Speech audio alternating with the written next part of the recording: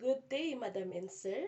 I am Regina Tupil Tumangil, 31 years old, from Dagupan, Tuao East, Cagayan Valley, Philippines. I am happily married, but I don't have kids yet. I have 4 brothers and 3 sisters, and I'm the seventh.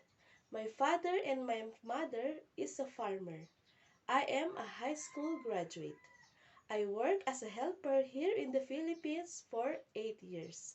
I serve one adult, ages 40 years old, and 3 children, ages 9-month-old girl, 5-year-old boy, and 8-year-old girl.